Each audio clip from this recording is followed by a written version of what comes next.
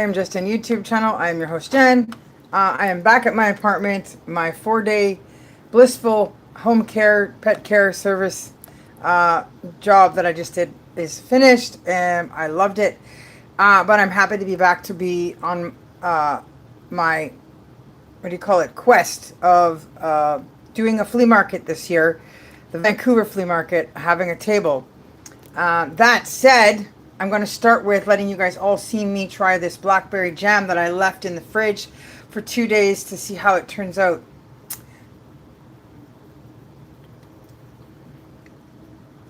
Wow!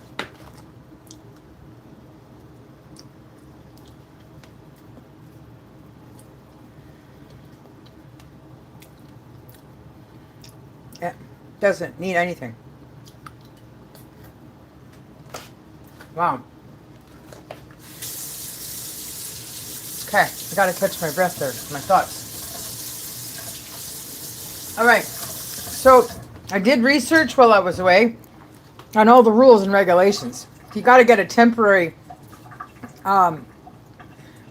table license. You gotta be able to sell your goods. I can make jam from home in my kitchen, but I can't sell it at the flea market under the rules of the health and safety regulations. I can have little samples either give away, or I can have a tip jar or pay what you want. I can give my contact information to people, and they can order directly from me and then come right to my home and get it, because they don't have any kind of other regulation that people used to call it, like cabin laws or rules, where people could cook from home from their cottages, cottage laws or whatever. And these, being glass, are going to cost me a little bit more to find and pay for. Essentially, they are the perfect items to sell at local places. However, for shipping out to people, and for the free samples, I have decided to go with these little plastic things that have these little lids, seals in perfectly, from like a Chinese ABC store. So I'm going to go get a ton of these. I'm going to do more jams. So what's coming up, because this is the raspberry, blueberry, blackberry's now done, which I have to put into jars, and I'll put some of that into this. I need to do strawberry jam when the strawberries go on sale. I need to do a mixed berry, and occasionally you get a bunch of cherries that go on sale as well, and that's messy because I got to take all the pits out first. So essentially that's a lot of jam. Strawberry, raspberry, cherry, and then mixed berry. And mixed berry can be all three. It could be strawberry, cherry, and raspberry. And then you can also do mixed berry with blueberry, blackberry, and grapes even. I don't know at the end, when I'm finished with all the different jams, if I'm going to be brave enough to try, but I may also add marmalade. And to go back to the beginning of all this madness, what started it is marmalade. I grew up very English, very European descent, and had very good high quality food in Canada, the Canada I was born into, which is not the Canada that's around me now. And I just got frustrated and tired of going to the store and not being able to find anything that was at the quality that I was used to, that I liked. And I said, enough of this, I have to do this for myself. Now, I tried make the marmalade once, and I got distracted. Everything was perfect until I got distracted. And then I went overkill, overcooked. So I have to do it again. I'm fairly certain, because I have perfected my jam recipe, that the marmalade will be fine this time. But marmalade is actually harder to cook. It's, you got to be on top of it, fussier, be there to stir, than you do with the jam. But if I get through all the jam and I still have it in me to make marmalade, I will do that.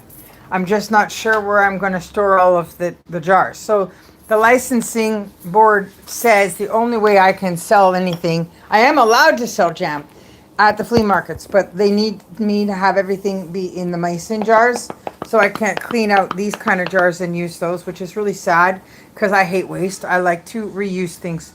Why not use them? I've taken all the labels off. They've been cleaned and boiled, and they get boiled again and then properly sealed.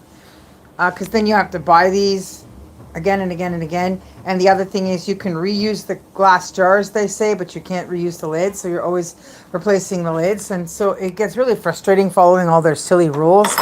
And the other thing is for me to sell the jams in the mason jars, they want me to use a commercial licensed kitchen. Even if I register my business here for cooking in my name, which is the cheapest, quickest way to do it, they still want you to have a commercial kitchen that can be inspected and approved for the mason jar version of the jams to be sold at the market. And then the bummer of it all is I can't cook anything live. I can't do any examples of the cooking. I guess without special permission under certain circumstances only, where people can watch and learn how to make the jam and marmalades for themselves. And so when you have a whole day of yourself at the flea market at a table, it gets really boring when you can't cook food or make stuff and talk to people while you're sitting there selling the stuff. So there are some definite downs, disadvantages to what I went through looking through the rules on doing the flea market. But at the same time, I do want it to be official. I want it to be a legitimate table and legitimate fees and stuff for what my jam is worth, rather than being out on the street with a bunch of jars at different parks selling my stuff with signs and tables. Now that does work too, but with an indoor market you have tables and tents and all this extra stuff that they give you that's part of what you're paying for.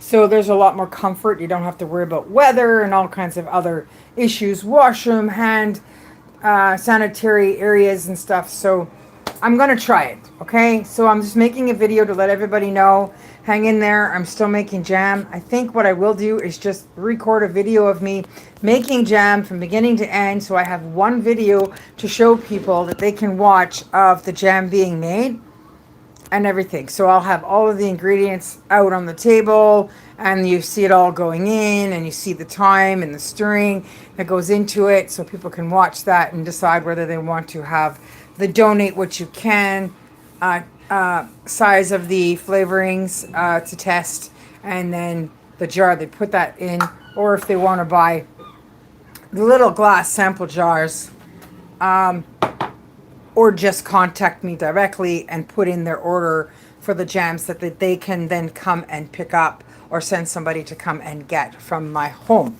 while I work out what to do about commercial space. I don't mind paying a church that has a commercial kitchen. They don't charge an arm and a leg. Churches are pretty good. Often they'll charge like $25, $50 for a certain amount of hours or even a whole day.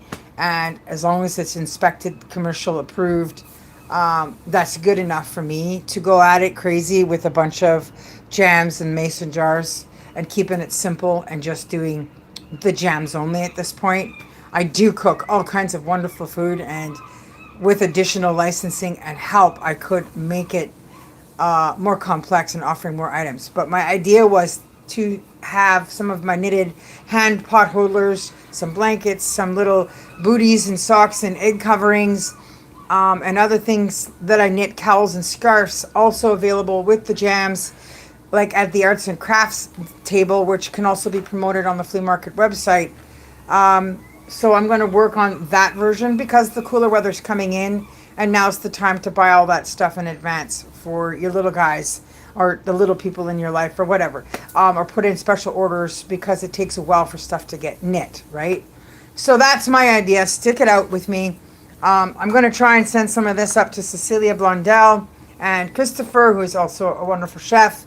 I would like to try his food, and hopefully we can write a book together when the kitchen calls. So that's my idea, is when the kitchen calls, and co-writing something with another wonderful cook from Norway, which is a place I'm looking forward to visiting and working and staying, enjoying cabin life and fireplaces, and ice fishing and, you know, polar bear watching and all that stuff. Okay, so thank you guys for watching and learning about the rules and restrictions that the BC Health people put into place to make it less fun for us to make food from home and sell it to people with healthier ingredients, which we all deserve, so that we don't get, brain rot and die from cancer sooner. Okay. Oh, my favorite kind of soup. Well, I just love soup, period. But my favorite kind of soup growing up, most of my life, it's been cream of mushroom and cream of chicken. I am very good at making cream of mushroom. I'm good at vegetable soup. I make some pretty good Indian stew and other stews. So with all that season of stuff coming up, I could get some buffalo meat and do a special buffalo stew. Who knows? Anyways, there's lots of options.